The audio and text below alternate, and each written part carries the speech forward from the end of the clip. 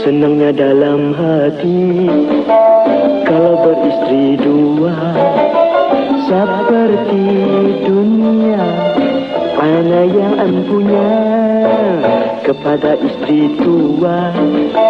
Kanda sayang padamu, kepada istri muda I say I love you. Istri tua merajuk balik ke rumah istri muda. Kalau dua-dua merajuk tanda kahwin tiga. Bismillahirrahmanirrahim. Assalamualaikum warahmatullahi wabarakatuh. Alhamdulillah, bersyukur kepada Allah SWT kerana pada hari ini kita dapat meneruskan lagi PDPR kita di bawah tajuk poligami, masih lagi dalam isu-isu berkenaan dengan perkahwinan. Dan kita pergi kepada yang pertama, yang maksud poligami adalah amalan beristeri lebih daripada seorang pada satu masa. Kalau dari segi bahasa, ia membawa maksud isteri yang banyak, ataupun boleh juga ditarifkan sebagai seorang suami yang beristeri lebih daripada seorang dan tidak melebihi daripada 4 orang isteri. Ya, sebab itu dipanggil banyak isteri dari segi bahasa. Okey, yang seterusnya berkenaan dengan hukum. Hukum berpoligami adalah harus, ya, bagi mereka yang mampu dan ada sebab-sebab yang tertentu, maka berpoligami bagi orang-orang yang tertentu ataupun orang lelaki yang mampu adalah harus, ya. A'udzu billahi minasy syaithanir rajim.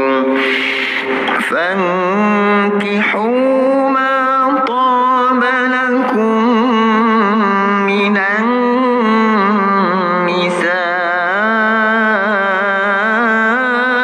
mathna wa thulatha wa ruba'.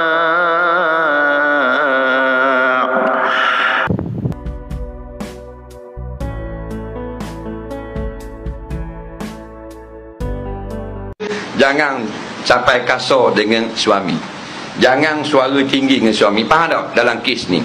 Suami kata saya nak kahwin lagi, kita pergi jeka dia. Tak boleh, haram.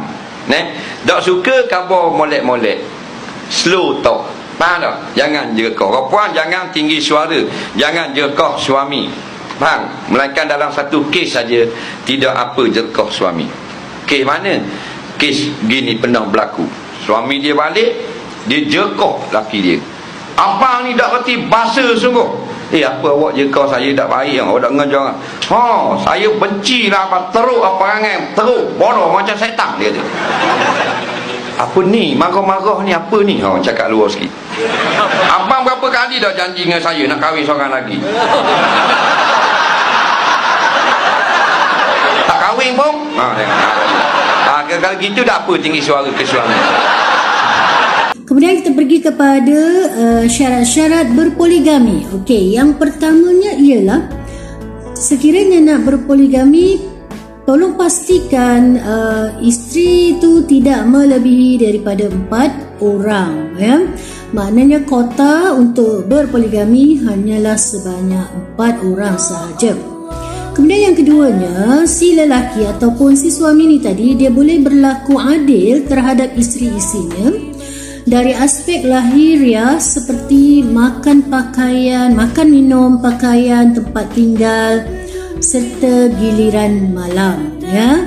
Kalau tempat tinggal tu contohnya, kalau isteri pertama rumah yang disediakan oleh si suami tadi berharga 200,000, maka rumah untuk isteri yang kedua pun hendaklah sama harga dengan isteri yang pertama tadi, iaitu sebanyak RM200,000.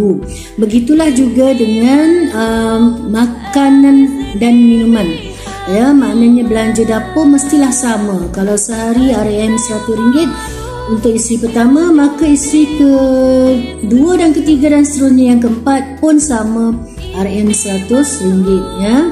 Itu yang dikatakan boleh berlaku adil. Dan begitu juga dengan giliran malam. Sekiranya isteri pertama giliran malamnya adalah selama 2 malam, maka isteri kedua pun begitu juga, iaitu selama 2 malam, ya. Okey. Keadilan dari sudut aspek lahiriah ni boleh nampak kan, tetapi sekiranya dari aspek batin, ya, giliran ini keadilan ini tidak dapat diukur, ya. Maknanya kasih sayang itu adalah merupakan satu bentuk yang abstrak yang kita tak nampak, maka kasih sayang tidak boleh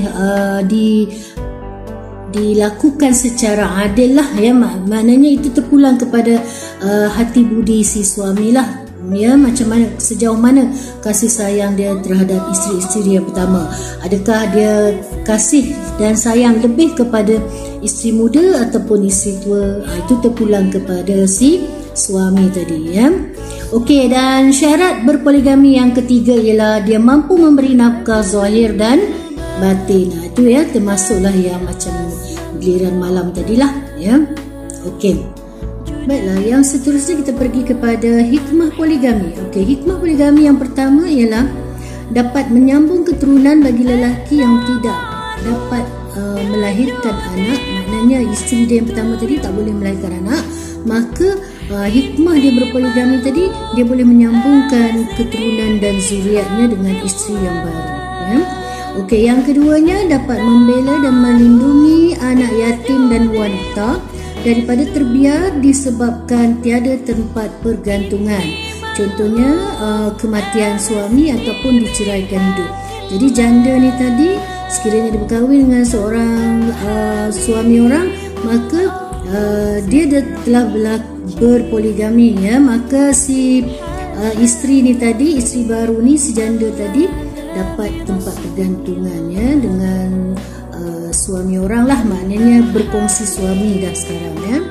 Okey, dan hikmah poligami yang ketiga ialah dapat mengelakkan diri daripada melakukan maksiat, ya, seperti zina, ya, dan sebagainya. Okey, seterusnya kita akan pergi kepada kesan berpoligami yang tidak mengikut syariat Islam. Okey, ya. Yang pertama ialah suami yang berpoligami tapi dia tak ikut syarat-syarat yang ditetapkan oleh Islam, maka si suami ini akan mendapat kemurkaan Allah. Itu yang pertama. Yang keduanya, isteri-isteri tidak akan berpuas hati dan akan menyebabkan salah faham serta berlaku pergaduhan. Contohnya seperti giliran malam yang tak sama, maka adalah dalam kalangan si isteri tadi yang tak puas hati, maka timbul pergaduhan, ya. Okey, dan yang ketiganya ialah membawa kepada penganiayaan terhadap kaum wanita, ya. Maknanya nak beristeri lebih tapi nafkah zahir tak diberi sama rata, ya. Maknanya satu penganiayaanlah berlaku di sini. Okey, dan yang keempatnya, kalau si suami tadi tak ikut syariat yang ditetapkan oleh Islam, nak berpoligami tapi tak ikut syariat, maka akan runtuhlah institusi rumah tangga sebab antara isteri-isteri tadi bergaduh, ya. Maybe ada dalam kalangannya yang nak bercerai. Bila bercerai maknanya meruntuhkan institusi rumah tangga. Dan yang keempatnya, anak-anak akan kekurangan kasih sayang daripada bapa. Apabila berlaku perceraian, maka anak tak dapat kasih sayang daripada si bapa tadi. Inilah dia sekiranya kesan sekiranya si suami yang nak berpoligami tetapi dia tidak mengikut syariat yang telah ditetapkan oleh Islam, ya. Contohnya tak bagi nafkah sama, tak bagi tempat tinggal yang sama harganya. Okey, kemudian giliran malam tak adil, ya, tak berlaku adil. Inilah antara kesan-kesan yang akan mengakibatkan si suami ini tadi akan mendapat kemurkaan Allah Subhanahu Wa Taala, ya. Okey, sekian sahaja dahulu buat kali ini. Wabillahi taufiq wal hidayah. Wassalamualaikum warahmatullahi wabarakatuh.